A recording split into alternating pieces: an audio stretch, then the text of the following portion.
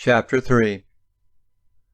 The next day, Betty Ann strode into the quiet, musty corridors of East Avenue Elementary School, Brenda Jean a shadow behind her grandmother's skirt. An anemic clerk looked up from behind her enormous spectacles as Betty Ann stood expectantly at the front desk. "Well, good morning, Mrs. McCormick, isn't it?" "McGuire," Betty Ann barked as she brought forth Brenda's note. "What can I do for you, Mrs. McGuire?" "You can send somebody down to Mrs. Moore's room and tell her one of her pupils is in the principal's office," Betty Ann said irritably. The clerk beamed absently. "Why, that's very nice of you, Mrs. McGuire, but we can send your child to Mrs. Moore's classroom." "I want to speak to Mrs. Moore, if you don't mind." Betty Ann barely kept the contempt from her voice. "Well, she has a conference period at 10 o'clock. Could you wait until then?" The clerk's brilliant smile had dimmed somewhat in the last 5 minutes. "I could not. It's costing me to stand here instead of working, which is where I should be right now." "Very well, Mrs. McGuire, if you insist." The clerk turned to a student assistant lounging nearby. "Johnny, you know where the third grade rooms are, don't you? Mrs. Moore is in room 7. Would you please tell her that Mrs. McGuire would like a conference with her immediately concerning— what is the child's name, ma'am?" "Brenda Jean Campbell." "Yes, Brenda Jean Campbell," the clerk repeated. In a few moments, Mrs. Moore flung open the door to the office. "Mrs. Murphy, what is the meaning of this?" Aware of an ominous tension in the room, Mrs. Murphy managed a feeble nod towards the middle-aged lady and the child seated nearby. Betty Ann rose to her feet. "Mrs. Moore, before you take Brenda to class, can I have a word with you?" Brenda heard Betty Ann's tone, and it reminded her of thin ice over deep water. This was not a request, and the shocked teacher had barely recovered herself before Betty Ann stood at her side, motioning to a side room. "Could we talk in here for a minute?" Brenda strained to hear the conversation behind the doors. Mrs. Moore talked at first, but gradually grandmother's strident voice overwhelmed hers. Brenda thought she heard pounding on a desk. 20 minutes later, a docile Mrs. Moore emerged. Betty Ann McGuire came out, carrying the folded paper in her hand, which she tossed in the wastebasket. "You're being transferred to another teacher tomorrow, Brenda Jean. I think Mrs. Moore and I have come to an understanding. I'll see you after work tonight." With that, the little girl's guardian turned and walked out the door. No more notes were sent home after that, although Brenda never wrote with her left hand again.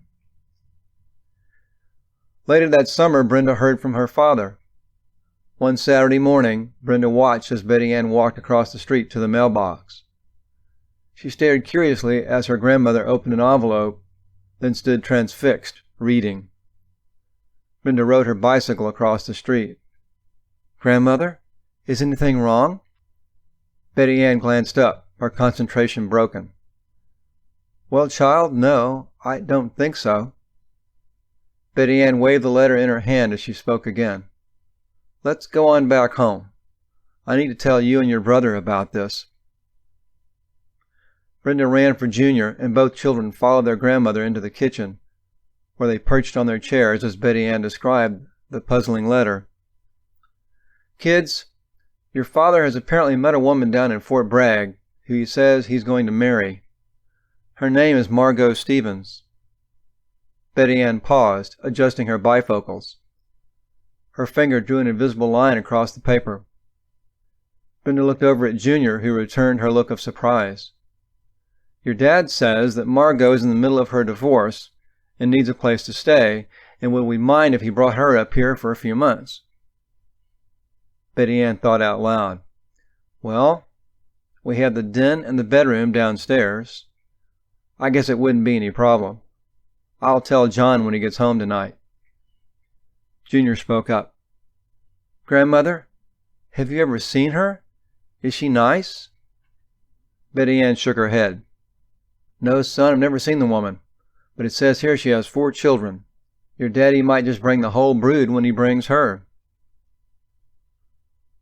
Louis arrived with Margot and another man in the rented car. Mother, I want you to meet my future wife, Margot Stevens, and her brother, Herman. Louis beamed as the family inspected each other. I'm very pleased to meet you, Mrs. McGuire, Margot offered, stepping forward eagerly. I'm glad to meet you too, Margot, Betty Ann replied, noting the German accent. I hope you and Louis are very happy. Betty Ann turned to the other man. And your name is Herman? How do you do? Margot's brother, a hulking specimen of masculinity, grunted in acknowledgement. Fine, thank you. Let me show you the rooms downstairs, Betty Ann said, waving her hand to clear the obvious smell of beer on the 2 strangers' breath. Later she guessed the obvious, that Margot was already a borderline alcoholic. Betty Ann McGuire, who had drank quite a bit in her own time, was reformed, although she allowed others the right to a discreet drink now and again. Margot's increasingly obvious drinking annoyed Betty Ann, but out of deference to her son, already back on duty in Vietnam, she endured it. Margot and Herman often shared a case of beer in the kitchen while the children played in the next room. Grandmother, away at work most of the day, tolerated this imposition for a while, but one day all that changed. Grandmother came home early one afternoon. She was tired, with the stress of the day's toil etched in her sagging features. Every muscle of her arms ached, arms accustomed to 10-hour workdays. The strain of working 6 days a week doing manual labor was often too much. Betty Ann came home looking forward to a quiet afternoon at home, but on this particular day she opened the screen door to see Margot and Herman in the kitchen drinking their beer. Betty Ann looked for Brenda Jean and Junior first. They were watching television in the living room. She returned to the kitchen. Margot, I told you I didn't want you drinking in my house. Betty Ann tried to sound severe, but the old spark that would usually accompany such remarks was missing. Getting no response, Grandmother had turned away towards the bedroom when Herman spoke. I can drink anywhere I goddamn well please, and nobody can tell me what to do. Junior peeked around the edge of the kitchen doorway. His sister, an identical pair of smaller eyes, watched from her vantage point closer to the floor. Whatever tiredness Betty Ann felt was instantly banished. She spun on her heel to face the drunken man, her eyes blazing. 2 strong, sinewy arms, toned from years of stringing pipe organs, grabbed Herman by the collar. Herman was 6 feet tall, but Betty Ann was a good-sized woman in her own right, and as her hands clenched Herman's collar and lifted, his shoes came off the floor a good 2 inches. Betty Ann lifted the man and pounded him against the wall, emphasizing every word with a shove. Nobody, but nobody, talks to me like that in my own house. Do you hear me? Herman nodded, fear beginning to creep into his glazed eyes. I said there would be no beer in my house, and I meant every word. Do you understand? Herman kept nodding, dazed from the repeated blows to his head. Nobody is big enough to talk to me like that, and if I see your carcass around here any more, it'll be a cold day in hell. Do you understand me? After getting an affirmative answer, Betty Ann put him down. Margot stayed sober for the rest of her stay in Frederick. The 2 wide-eyed children who witnessed this exhibition crept back to the safety of the television, hoping all the noise would just go away. A few months later, Margot and her brother had left, but Louis returned briefly on leave. This particular evening they were finishing dinner when Louis spoke. Kids, I've got a surprise for you, Louis said, his pig-like eyes twinkling. How would you like to spend the summer with your dad? Louis waited expectantly for a shout of jubilation. Both children were silent. Brenda looked automatically to her grandmother again. Junior stared at his shoes, scuffing one on top of the other nervously. This scheme having failed, Louis coughed, pursed his lips, and considered another angle of interest. We'll drive all the way down the east coast to North Carolina, where your other brothers and sisters are living. Won't that be fun?" Junior spoke up. "They aren't our real brothers and sisters. Brenda and me don't have any brothers and sisters. Just us." Louis bit his lip nervously, restraining a growing impatience. "Of course you do. There's Alan and Elizabeth, and Dorothy and Lawrence. Just because I'm not their real daddy doesn't mean they aren't real. You'll have a big family to be with instead of staying here bothering your grandparents. You've got to realize they're not as young as they used to be. You two are quite a handful." Betty Ann coughed. Louis thought up this last remark in passing, hoping to weaken the children's resolve through guilt if nothing else. Louis studied the children carefully. A smile crept across his face. "I'll tell you something else we have in North Carolina. A swimming pool," he said, with a touch of conspiracy. The words lingered on his tongue as Louis paused, sensing victory. "It's a real big one. You can swim around and around in it for hours. On the weekends, we can go fishing down by the river and have picnics too if you want." Junior looked uneasily at his grandmother. Brenda Jean stared past everyone to the window, as was her habit when she wished to avoid an unpleasant thought. Junior glanced at his sister, but her look told him nothing. "Well, Daddy, can we think about it until dinner?" "Sure, son, you go right ahead." Louis clapped Junior mightily on the back. "You and your sister think it over and let me know." "What do you think, Junior?" Brenda said, unfolding the aluminum foil from a huge bowl of grandmother's cookies in the coal cellar. "I don't know," her brother replied. "What Daddy said really scared me. It made me feel bad at the same time. I never thought we were a bother to Grandmother and Granddaddy, but I guess maybe we really are." Brenda munched a cookie thoughtfully. "Yeah, I feel bad too. Do we really cause a lot of trouble?" "What do you think, Brenda Jean? Remember last month when you almost got ran over in the street and fell into Mrs. Miller's mailbox and just about cut your lip off?" "It's not just me, Junior," Brenda replied hotly. "I remember last year when poor Granddaddy had to leave work early to come pick you up at school because you got into a fight." Brenda paused, her voice slow and reflective. "I never told anybody before, but sometimes I don't like living here.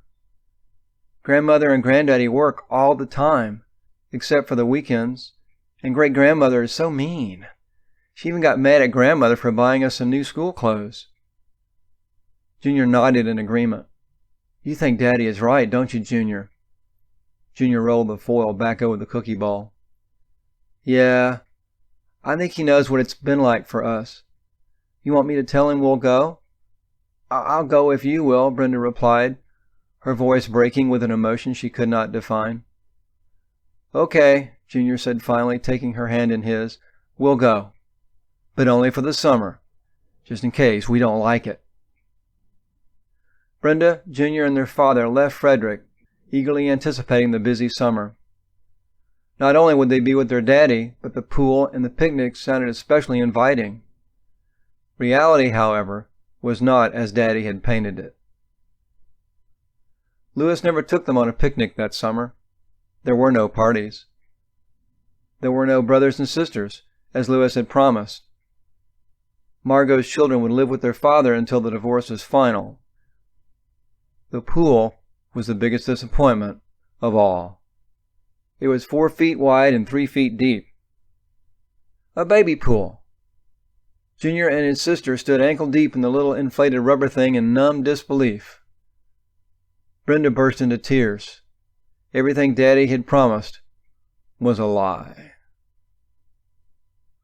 Junior and Brenda were living with a family outside the post where Louis was stationed. Pat and George Sykes had 2 sons, and Brenda felt outnumbered and alone. Uncle George and Aunt Pat took the children fishing almost every day, although Louis never accompanied them. Each afternoon one of the adults would drive the children down to the river, where locusts were rasping angrily in the trees overhead, the sound an endless ebb and flow in the liquid heat of late July. The children shouldered their cane poles down to the water's edge, baiting their hooks expertly as Grandpa McGuire had taught them.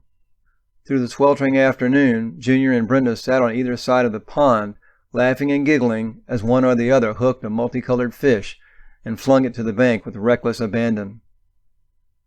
Junior had detached his latest victim when Brenda screamed. "What's wrong, Brenda Jean?" he yelled, springing to his feet instinctively. "I don't know," the girl wailed, gripping her knee and moaning. "I think it was a wasp or something."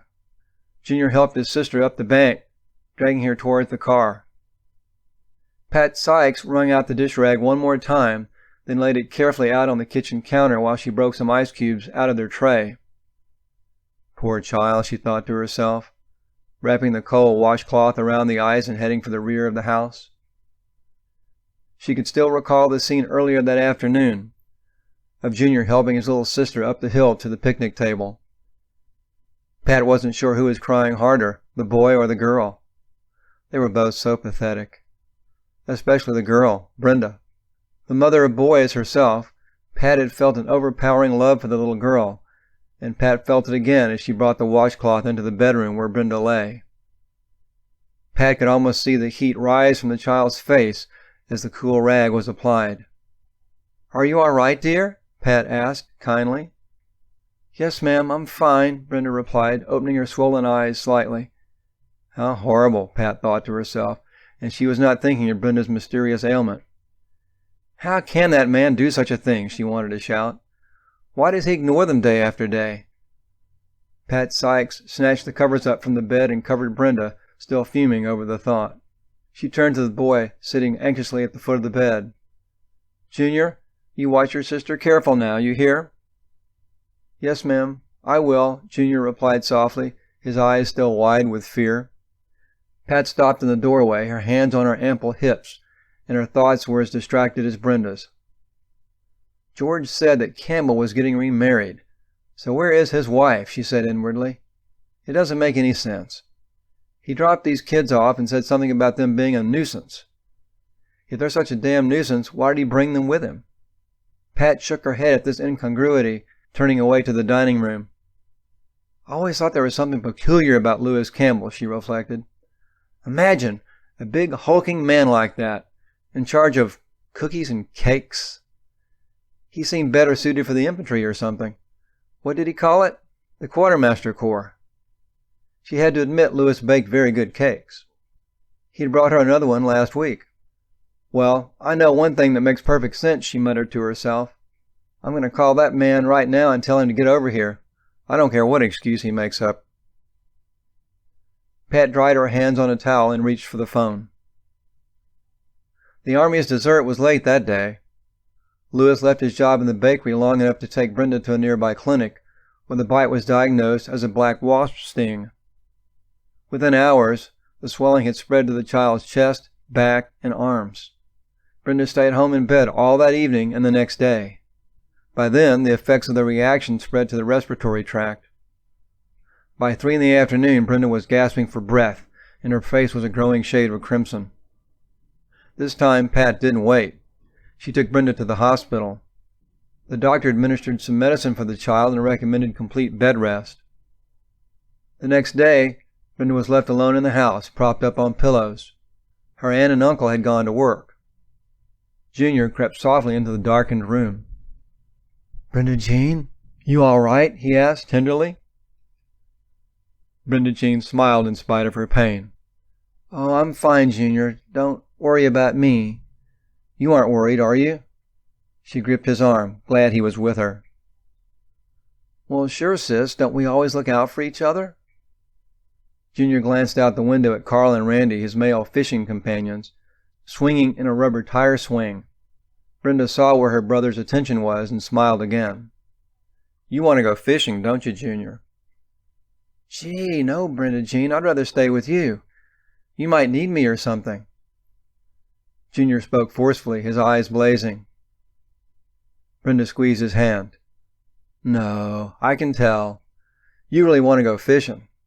Well, you go on. I'll be fine. You go out with Carl and Randy. You need other friends. Junior looked carefully at his sister. Are you really sure? Brenda nodded weakly. Junior grinned. You know me pretty well, don't you? Well enough to know when my brother wants to go fishing. Junior looked quickly out the window and, satisfied that his companions were momentarily out of sight, leaned over and kissed Brenda, hugging her to him. Thanks a million, Brenda Jean. You really are my forever friend. He patted her covers gently and stepped out of the bedroom, closing the door behind him, giving his sister a final wink. No one would be home until late in the day. A single fan whirred at the child's bedside, moving the stale air sluggishly through the rusted window screen. Even the sleepy hum of the flies was magnified as they danced across Brenda's coloring book. Brenda heard the thin wail of the air raid siren at Fort Bragg, signifying the noon hour. The door to Brenda's room swung silently on its hinges. It was Daddy. Daddy! The little girl exclaimed, dropping her crayons abruptly. Louis smiled. How is my little girl? He said, smoothing her platinum hair as he spoke. I'm better, Daddy, Brenda replied. Aunt Pat gave me some medicine this morning before she left, and look, all my welts are gone. She lifted the hem of her gown innocently, exposing the whole of her left thigh to Louis' studied gaze. Brenda did not notice her father's eyes narrow in the dusky mist of the darkened bedroom. How old are you now, darling? Louis said, patting Brenda's leg solicitously. I turned 8 last April, she replied. Don't you remember? Junior is 2 years older than me. Oh, sure, that's right, Louis said, glancing to a slim break in the curtained window in the empty yard beyond. He returned his gaze to Brenda. You know, I love you so much, Brenda. Louis lowered his head, unable to speak. Brenda grasped his huge hand in hers, bringing it to her cheek. Louis grasped his daughter in his arms, whispering her name. She felt the rough stubble of his beard as he rubbed her face against his. He kissed her forehead, Brenda giggling as she felt his soft lips. Oh, Daddy, she began, you shouldn't have worried so much about me. Louis' lips covered hers. A warm rush of feeling overcame Brenda at his embrace. She hugged Louis even closer than before. The soldier and the child sat together, outlined in the dim shafts of sunlight within the bedroom. Brenda was scarcely aware of the subtle pressure that allowed Louis' tongue between her teeth. Her eyes widened and her grasp loosened in contrast to his. Something was terribly wrong, this playing of the tongues. A rancid odor assaulted her nostrils. Brenda struggled, but her face was crushed against her father's, and a growing fear gnawed in the back of her mind. As Louis shifted his weight on the bed, Brenda gathered both hands against his chest and heaved backwards, gasping for breath. Daddy, stop! You're hurting me, she shouted, falling backwards into the safety of her pillows. I don't like that. Louis laughed. Don't you worry, honey. One of these days you'll thank me for that little demonstration. Your husband will love you almost as much as I do. Unsure of this statement, Brenda gripped her pillow tightly. She barely felt his hand cup itself over her thumping heart. Here, darling, you're acting like the boogeyman got you. Let me tuck you back in. Louis rubbed his hand across her chest, soothing the frightened child. The kisses were applied gently this time, and exhausted, Brenda let her father massage her arms, then her legs, then her back. The motion was hypnotic. Some time passed before the child opened her eyes, realizing that she was lying face down on the bed. She turned to speak, and found movement impossible. A knee was planted squarely in the small of her back. Daddy! Her lingering voice broke the eerie silence and was swallowed up again. Brenda could only see the swirling purple void of darkness in front of her as her head was abruptly crushed into the pillow. Her ears were not covered, however, and she heard the clinking belt sounds from long ago. The memory of Louis' first visit exploded in her mind. She remembered everything as if it were happening again, and knew her daddy was going to hurt her. The whirring fan sent waves of coldness against her naked behind. Her confused mind brought forth a forgotten sense of coldness. Yes, the coldness of a ring finger. She arched her back painfully expecting to feel it again, but it did not come.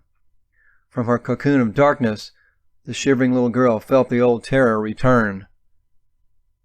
Nothing prepared her for the erect penis that entered her moments later. Brenda shook herself awake from the terrible dream.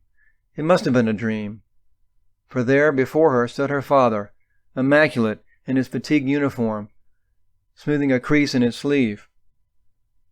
"I love you," he said, smiling. "You know I want to make my little girl happy." Louis knelt beside her bed, taking Brenda in his arms. "Someday you'll understand. I did it for you. All for you." Brenda clung to him desperately. "Oh, Daddy, I had a terrible dream. Somebody hurt me." Louis smiled again, but his words made Brenda's blood run cold. "Your mother loved it when I did that to her. Someday you'll understand. Just don't tell anybody, all right? This will be our little secret." Brenda Jean did not see her daddy, but a monster, as he turned and walked out of the room. She buried her face in the pillow and cried until the sun crept below the western windowsill of the room. Later that evening, Aunt Pat came to check on Brenda. She huddled inside her covers, feigning sleep. Brenda could hear Pat retreating down the hall, complaining in an annoyed voice to George. "That girl's welts are still there, bigger than ever. I'm going to give that army doctor a piece of my mind. I told him this darned heat would bring them back." That night, Brenda consoled herself listening to a little radio her grandparents had given her. She let the happy sound carry her thoughts far away from the monstrous memory of the afternoon. "We'll sing in the sunshine. We'll laugh every day. We'll sing in the sunshine, then I'll be on my way. My daddy, he once told me, don't you love you any man. Just take what they may give you, and give but what you can." Brenda closed her eyes, letting her mind drift back over the last few years, the memories rushing in an inexorable tide. Surely she was being punished by an angry God for some outrageous behavior. She remembered the taunts of the children at school. "You ain't got no mother." She nodded silently in agreement. It was true. There never had been a mother. Betty Ann McGuire had never lied to Junior and Brenda. Brenda had hung on to the hope that she at least had a father, and now she wished she was dead. He had come to her for comfort, and she had screamed.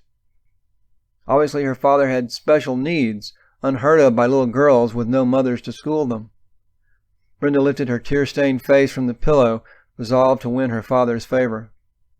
She closed her eyes and slept almost immediately, still considering the secret which only she and her daddy shared. 1 week later, in the dark hours before dawn, Louis made his way once more to Brenda's room. "Daddy," she whispered. Louis and Brenda embraced under the glow of the moonlight. Brenda did not struggle as her father laid her on her stomach. She exulted in the coolness of the evening that brushed her nakedness. Now she would make her daddy happy. She would not scream as before, she promised herself. Brenda squinted her eyes tightly when she heard the familiar zipping sound. Soon her daddy would love her like John McGuire never had. A real daddy loving his real daughter. The glowing beneficence of the thought lasted a few moments longer, then exploded. Twice more that summer, Brenda accused herself of unworthiness. Twice more she vowed to meet Louis' expectations, but upon each visit, her good intentions fled. Brenda felt revulsion at her father's touch. She even wondered if she was smart enough to learn whatever it was daddies teach. Had Brenda known the significance of the word rape, she would have denied it. Rape implies unwillingness, implies a victim. The little girl gave herself willingly. There was love, until the tiny, squinting eyes could conceal the tears no longer. At the end of August, the children would return to Frederick. Brenda had decided that her father's love was too painful to endure. She told no one, not even her brother. She wanted to tell grandmother, but the vow of secrecy stilled that urge. She would return to Frederick and try to put the events out of her mind. After all, living with Betty Ann and John wasn't nearly as bad as she had first believed. Brenda's thoughts left her father as soon as he left her and Junior in Frederick. Yet evil seemed to roam the countryside, at last selecting a quaint city far to the south called Dallas for its next boon to mankind. Brenda was in the 4th grade when Kennedy was shot. Just before lunchtime, the teacher came into class from the office. Mrs. Franks looked sick. She slowly walked to the front of the room and turned to face the class. "I have an important announcement to make," the teacher said nervously. "The president has been shot, although they don't know how badly." The next thing Brenda remembered was walking to the sink and water fountain at the back of the room, where a classmate tried to make a joke. "Well, he was a damn good Republican." Only the adults understood the gravity of the situation. It was beyond the comprehension of the children. When the teacher said the president was shot, it seemed like a movie, with the president cast as the good guy. Brenda wasn't worried. After all, in the movies, the good guy always lives. Grandfather cried as he watched Kennedy's funeral procession on television. Brenda stared dully at the unfolding news before her, considering the events of her own personal summer and the nation's loss, and marveled that the feelings were identical. She wondered if Daddy was in Dallas. As the week progressed, other shootings occurred in Dallas related to the assassination, evil feeding upon itself, as if every shred of evidence was systematically eliminated so that no one was to know its origin, as if the very knowledge would endanger the innocent. November 22, 1963, would forever remind Brenda of the nameless evil that can murder presidents or inhabit a child's home in the guise of a parent. There was an end to the terror at Aunt Pat's house, a terror that Brenda carried alone back to Frederick. Season followed season as the little girl and her brother enjoyed the pleasures of childhood for yet a little longer. "Hey, Brenda Jean, come climb this tree with me. Bet you can't climb as high as I did." Brenda reached for a low-hanging limb and tentatively swung out on it.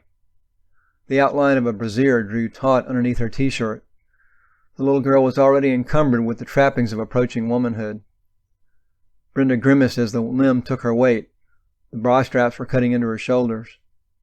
She dropped to the ground awkwardly. "Come on, Junior. You know I'm getting too big to climb trees like I used to. These titties keep getting in the way." "Oh, so now you're showing off. You just want to go on a date with Danny Betts, that's all." Brenda chased Junior all the way from the apple orchard to the street. She would have caught him, too, but he made a point of standing next to the Betts mailbox while he stuck out his tongue, and she didn't dare smack her brother there. After all, Danny might be watching. One evening, Betty Ann called the children into the living room. Summations to the living room after dark were usually serious, and Brenda eyed Junior carefully as they padded down the hall in their pajamas. "All right, Junior, what did you do this time?" Brenda whispered under her breath. "Nothing, Brenda Jean. You think they found out about us raiding the apple trees out back?" The gangling young man seemed to shrink visibly as he spoke. This thought brought wide-eyed horror into Brenda's eyes, and the children agreed this was a likely excuse for punishment. As they rounded the corner into the main room, they were horrified to see Elizabeth, John, and Betty Ann all seated somberly on the couch. Brenda and Junior exchanged glances. Betty Ann was the first to speak. "Junior, Brenda, I've got some news that concerns you both, and I figured this was as good a time as any to tell you." Brenda stared at a handkerchief in Betty Ann's hand. A tear could be seen in the corner of each eye, which she dabbed periodically. Betty Ann, the most ferocious of the three, never cried. Whatever event prompted this outburst was surely catastrophic. Brenda shifted her gaze to Junior, who was equally amazed. "Grandmother, what's wrong?" the little girl ventured. Betty Ann deposited the handkerchief in the folds of her ample nightgown, then planted both hands on her knees. "Children, your father called last night." The woman suppressed another sniffle, wiped one eye, then continued. He's found a house off the base at Fort Bragg, North Carolina. You two remember where that is, don't you?" The two heads nodded. "Well, he said he wanted his children back with him. That means you." Betty Ann pointed randomly in their direction. He finally married Margot Stevens, who you met last year. They have all of Margot's kids living with them, and Louis, your father, wants you to join the family. Brenda raised her hand meekly. Does that mean we have to leave you forever, grandmother? These words were almost more than the woman could bear. Great-grandmother spoke now. Yes, dears, that's what it means. You always belonged to your father, and now he's in a position to support you properly. John and Betty Ann are your legal guardians, but blood should always stay together. Betty Ann whipped the handkerchief violently, silencing the older woman. Children, you two have been the apple of my eye ever since you came here 10 years ago. Don't you dare get the idea that I wouldn't want you to stay. I am your legal guardian, and I have every right to keep you. It's just that I know how heartbroken you two have been over your mother and father being gone, and it just seems right that you should get the chance to have a real family to grow up with. I told your father that you would go with him. Junior, ever dark and remote, spoke quietly. So we have to leave? Betty Ann nodded. John watched the silent waif standing next to the boy. Little girl, what do you think? Won't it be fun to have some brothers and sisters to play with after all these years? Brenda's lip trembled. The enormous blue eyes appeared as misted orbs. But I don't want to leave here, she wailed. My daddy, I don't want to live with my daddy. Brenda fled into her bedroom, the sobs echoing down the hallway. The adults clucked and shook their heads in agreement, certain now their decision was just and long overdue. No one realized the hidden meaning in the child's words, the awful insight that she and Louis shared. The next day was Saturday, a day the children traditionally spent in John's workshop or in the coal cellar building castles amid the canned goods. But as Betty Ann stood over the sink in the kitchen, she looked out into the backyard and saw Brenda walking alone, picking flowers, pausing to stare at South Mountain, then walking again. Betty Ann shook her head. Land's sakes, that child just beats me all over. Some days I can't get her out of the house, but today she's up and hopping about like a little bird. Junior, sensing something wrong, sauntered down the hillside behind the house, overtaking his sister by the apple trees. Hey, sis, what you doing? Brenda continued walking as if she had not heard. She gazed intently at each tree, as if embedding it in her memory forever.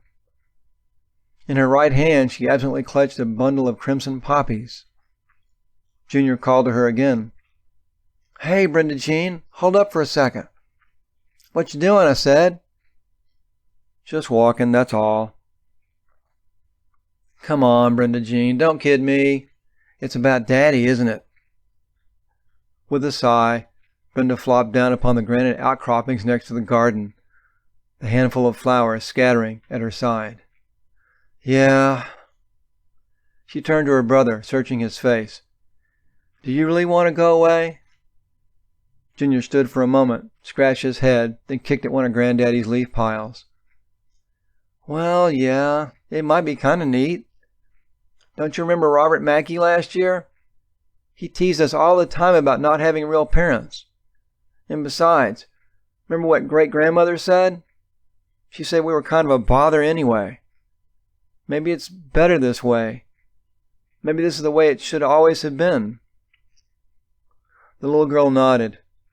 Junior stooped to pick up a pebble and bounced it effortlessly off a nearby birdhouse. And remember how you and I always wondered what we had done to get stuck with our grandparents our whole life? Wouldn't it be neat to live with those other kids at Daddy's house and have parents and everything?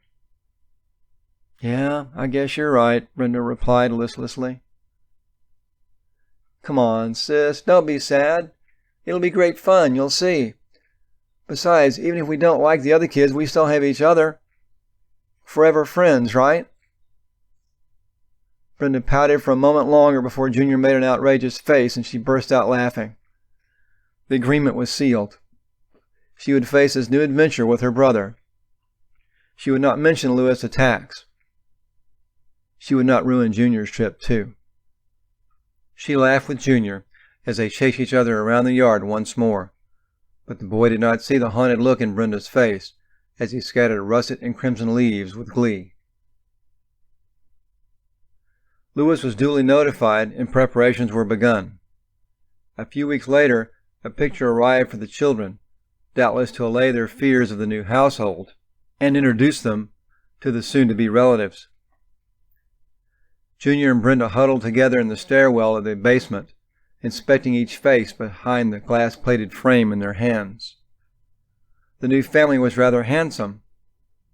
If the face is the reflection of the soul, Louis and his wife's photographic images were models of loveliness.